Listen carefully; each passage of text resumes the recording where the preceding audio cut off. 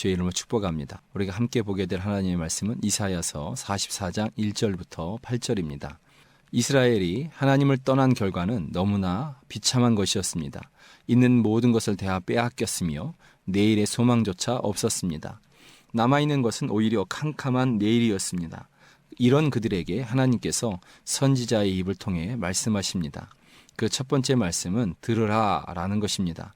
하나님은 말씀하시는 분이십니다.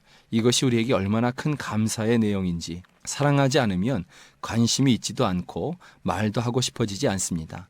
그런데 지금 본문의 이스라엘은 도저히 사랑받을 수 없는 그러한 죄악투성이의 이스라엘입니다.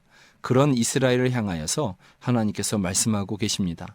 여전히 사랑하시고 계시다는 그러한 증거인 것입니다. 그리고 들으라는 말씀을 통해서 구원의 시작은 들음이라는 것을 알 수 있습니다. 이제 너희는 들으라. 내가 구원을 시작하시겠다 말씀하시는 것입니다.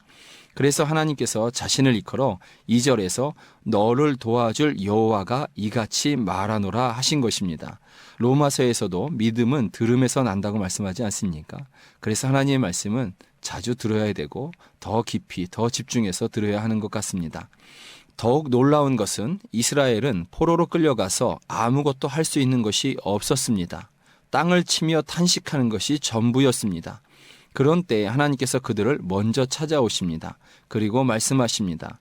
나의 종 야곱, 나의 택한 이스라엘, 내가 택한 여스루나. 오히려 책망의 말씀을 해도 얼마든지 들어야 할 이스라엘을 향하여 사랑의 호칭들을 사용하셔서 부르시는 것입니다. 나의 종 야곱, 나의 택한 이스라엘, 내가 택한 여스루나, 내가 사랑하는 이스라엘아. 그래서 하나님의 말씀은 들을만 합니다. 듣고 싶어집니다. 더 들어야 할 것입니다. 하나님께서 우리를 향하여 이와 같이 다가오십니다. 철저하게 외인이었는데 먼저 사랑하셨고 또 구원하셨고 때로는 오히려 그토록 우리를 사랑하신 하나님의 마음을 수시로 상하게 하고 아프게 하는 우리임에도 불구하고 하나님은 아직도 사랑하시고 찾아오시는 것입니다. 하나님의 우리를 향한 사랑의 마음을 결코 포기하지 않고 계십니다. 그래서 우리에게 아직도 희망이 있는 것입니다. 우리 안에 뭔가 좋은 것이 있어서 우리에게 가능성이 있어서 우리의 내일이 희망이 있는 것이 아니라 하나님의 사랑이 저와 여러분을 향해서 여전히 향하고 있기 때문에 그 하나님의 사랑이 우리를 향해서 포기하고 있지 않기 때문에 그래서 우리에게는 희망이 있고 소망이 있고 오늘보다 좋은 내일이 기다리고 있는 것입니다. 찾아오신 하나님께서 이스라엘에게 복을 약속하십니다. 그런데 그 복이 좀 색다릅니다. 하나님이 주실 수 있는 최고의 선물이 성령 하나님이라고 성경은 기록되고 있는데 그 성령을 그들의 심령에 부으시겠다고 약속하고 있습니다. 하나님의 성령, 가만히 생각해 보면 조금 핀트가 안 맞는 것 아닌가 생각이 됩니다. 그들은 지금 포로로 끌려가고 있고 또 끌려가서 고된 삶을 살아가고 있는 것입니다. 그러니 지금 당장 급한 것은 하나님의 성령이 아니라 포로된 것, 이것부터 풀어주셔야 하는 것 아니겠습니까? 지금 당장 배고픈 것부터 해결해 주셔야 하지 않습니까? 그런데 하나님께서는 하나님의 성령을 부어주시겠다라고 말씀하고 있습니다. 하나님의 영을 부어주시고 나니 그때서야 4절의 역사들이 시작합니다. 그들이 풀 가운데서 솟아나기를 시냇가에 버드나무 같이 할 것이니라. 시냇가에 심기운 버드나무의 뿌리가 깊게 내리듯이 그렇게 키가 크게 자라서 그리고 이제는 누구도 뿌리 뽑아 옮기지 못할 정도로 자라게 될 것이다. 이렇게 말씀하십니다. 완전한 회복이 이루어지는 것입니다. 배고픈 것, 포로된 것을 해결해 주시는 것이 먼저가 아니라 하나님의 성령이 먼저 임하셔야 그들이 이렇게 될 수 있다라고 이야기하는 것입니다.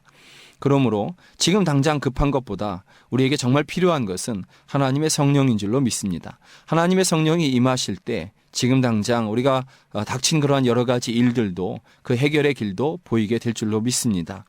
왜 하나님은 이런 일들을 행하십니까? 첫째는 하나님의 사랑 때문입니다.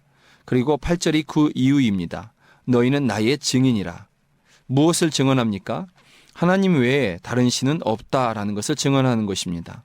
먼저 그리고 아직까지 사랑하신 하나님을 증언하게 되는 것입니다. 이것 때문에 하나님께서는 우리를 그렇게 사랑하시고 또 건지시고 우리에게 성령을 부으시겠다 말씀하고 있는 것입니다. 하나님께서 우리에게 이렇게 행하실 것입니다.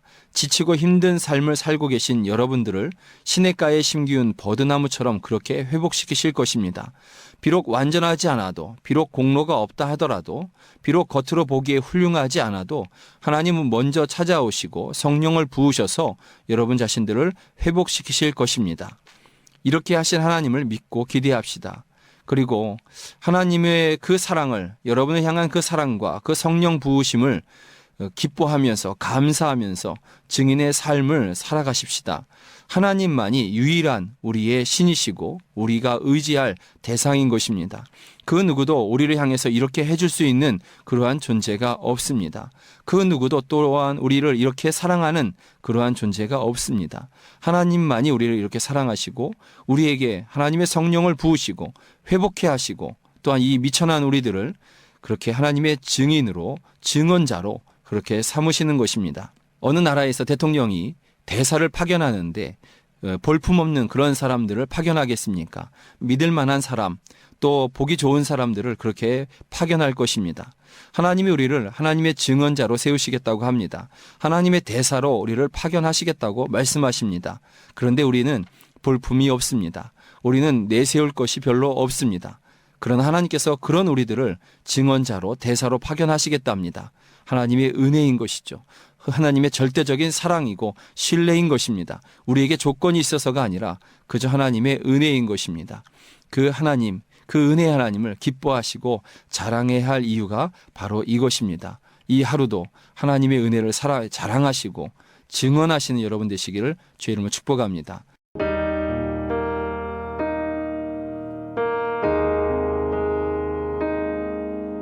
지금까지 지내온 것 한량없는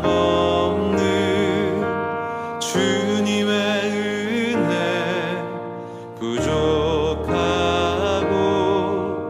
연약한 날 용납하고 인도하시네.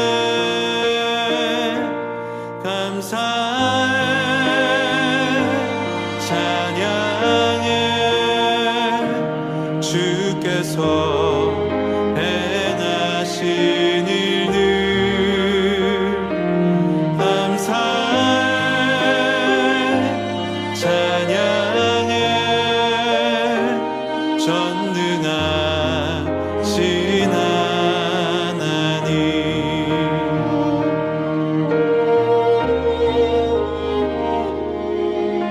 감사할 수 있는 믿음 하나님의 놀라운 은혜 모든 상황 모든 문제 믿음으로 늘